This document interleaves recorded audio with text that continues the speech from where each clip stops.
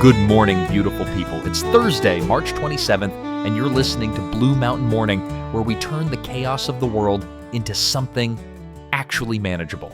Welcome back, everyone. While the morning dew still clings to the grass and the world is just waking up, we're here to help you find those moments of clarity that make all the difference. Oh my God, Mark, do you have to be so poetic this early?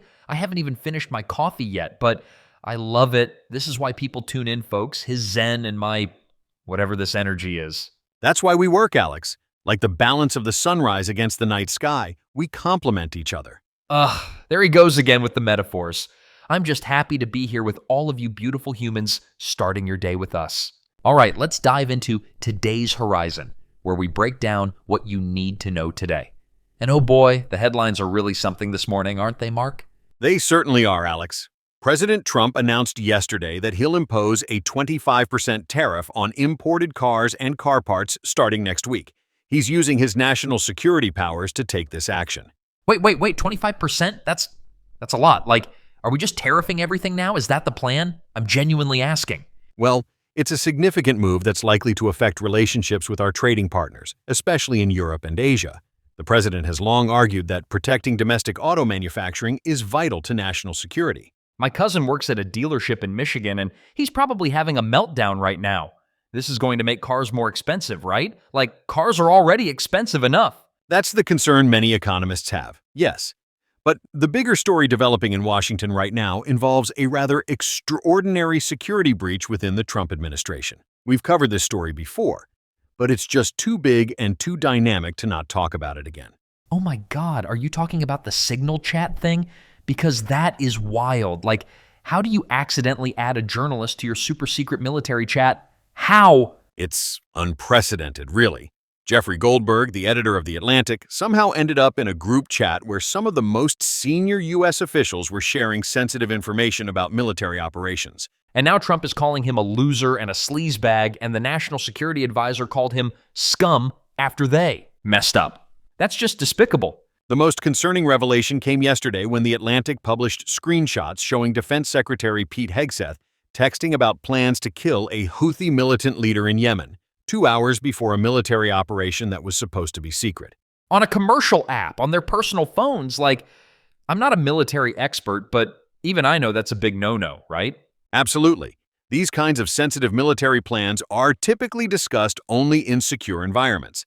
The fact that attack details were being shared on Signal has triggered significant outrage in Washington. Democrats are calling for people to be fired. I mean, imagine if you're a soldier and your boss is just casually texting about your secret mission. What's particularly unusual about this situation is that we're seeing the concrete evidence of the communications. The screenshots released by The Atlantic clearly show highly classified operational details being shared in real time. Yet some officials still deny it. It's like watching a car crash in slow motion, but the car is national security. And can we talk about the language they were using? So unprofessional, like these are supposed to be our top officials. The fallout continues to develop, with questions being raised about information security protocols within the administration.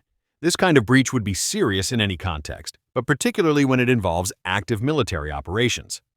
So, let's move on to our ripple effects segment. Today we're talking about something pretty interesting. This quiet revolution happening in digital privacy. Mark, I've been noticing more people in my circle deleting their social media accounts or switching to these like super encrypted messaging apps, which, side note, ties neatly into our previous story. Is this actually a trend or just my weird friends? It's definitely a real trend, Alex. We're seeing a significant shift in how Americans approach their digital lives. Research shows about 40% of adults have taken steps to reduce their digital footprint in the past year alone. Really, 40%? That's like almost half of everyone. What's driving all this? Is it just because we're all paranoid now, or what? Well, there are several factors at play. First, we've had these massive data breaches that keep making headlines. Remember the Facebook Cambridge Analytica scandal? That was really a watershed moment that opened many people's eyes. Oh God, yeah. When we all realized those silly personality quizzes were actually harvesting our data. I still cringe thinking about all the "which Disney princess are you" tests I took. Exactly. And then you have the increasing awareness about how companies monetize our personal information. People are realizing that if a service is free, they're probably the product. Wait, so you're telling me Instagram doesn't just want to see pictures of my brunch because they care about my life? I'm shocked, Mark. Shocked. I know it seems obvious now, but these companies have built trillion-dollar businesses on this model. What's interesting is the generational shift we're seeing. Younger users are actually leading this privacy movement. That's so weird, though. I thought Gen Z was like born with phones in their hands. They're the ones jumping ship? They are, and it's fascinating. Many are gravitating toward platforms like Signal, ironically given our previous story, or Telegram, or using tools that limit tracking. They're also much more likely to use VPNs and privacy browsers. So we've gone from post everything to post nothing in 5 years? That's a massive shift. Well, it's more nuanced than that. People aren't necessarily going off-grid entirely. They're becoming more selective about what they share and where they share it. We're seeing the rise of smaller, closed communities rather than broadcasting to hundreds of followers. Okay, but real talk, is it even possible to claw back our privacy at this point? I feel like that ship has sailed, crashed, and sunk to the bottom of the ocean. That's the million-dollar question. The reality is that your digital footprint is extensive. And yes, much of your data is already out there. But experts say it's never too late to start taking control. How, though? Practically speaking, what can regular people actually do? Start with audit and delete. Go through your accounts, see what apps have access to your data, review privacy settings, delete old accounts. Then consider using privacy-focused alternatives. Browsers like Brave or Firefox. Search engines like DuckDuckGo. That sounds like a lot of work. No wonder people don't do it. It is work, which is why companies are now seeing an opportunity here. There's a whole new market emerging for privacy-as-a-service tools that help automate this process. Wait, so now we have to pay for privacy? That seems kind of messed up. It does raise important questions about digital equity. Should privacy be a luxury good or a fundamental right? The EU has taken steps with GDPR to establish it as a right, but the US still lacks comprehensive federal privacy legislation. Oh, speaking of legislation, will the government actually do anything about this? Or are we just on our own here? There's growing bipartisan support for federal privacy law, but progress has been slow. In the meantime, states like California, Colorado, and Virginia have passed their own privacy laws. So the bigger question is, what does this mean for tech companies if this trend continues? If everyone jumps off Facebook, what happens? We're already seeing the impact.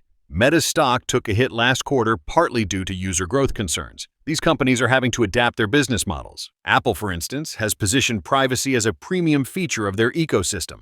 So basically, we're in this weird moment where people want more privacy, but the entire internet economy is built on the opposite. That's not great. It's a fundamental tension that will shape the next decade of tech development. The companies that figure out how to deliver personalized services while respecting privacy will likely be the winners in this new landscape. Mark, I think after all that tech talk, it's time for something a little grounding. You know what that means. Drumroll sounds. It's time for today's morning whisper. You know, this morning as I was making my coffee, I noticed a single leaf drifting down from the maple tree outside my window. It wasn't in a hurry. It simply surrendered to the gentle current of the air. The leaf knows, Mark. The leaf knows. It does. And it reminded me that there's wisdom in surrender sometimes. We spend so much energy fighting against things we can't control. The weather, traffic, other people's actions. But what if, just for today, we tried something different? Like not yelling at the car in front of us for going 2 miles under the speed limit? Because I'll be honest, that might be a stretch for me. Maybe start smaller. Just notice when you're resisting something inevitable. Take a breath and ask yourself, can I let this be exactly as it is, even just for now? I like that, like the leaf just going with the flow. Exactly. The leaf doesn't fight gravity or the wind. It simply allows itself to be carried. And in that allowance, there's a kind of grace. You know, that's actually really beautiful, Mark. I might try that today. Maybe. If traffic isn't too bad. One breath at a time, my friend. One breath at a time. And that's our show for today, folks. We've taken you from presidential tariffs to privacy revolutions and hopefully left you feeling a little more grounded than when we started. We really hope you enjoyed this morning's episode. If you did, would you mind doing us a huge favor? Share Blue Mountain Morning with someone in your life who might need this little moment of calm in their day. Oh, and if you want us to give you or someone special a shout out on air, just shoot us an email at bluemountainmorningpodcast@gmail.com. I promise I won't butcher your name too badly. Don't listen to him. Your name is safe with us. Probably. Anyway, we'll be back tomorrow with more news, more insights, and hopefully more of Mark's wisdom because I think I'm running low. Until then, friends, take care of yourselves and each other. We'll see you tomorrow on Blue Mountain Morning.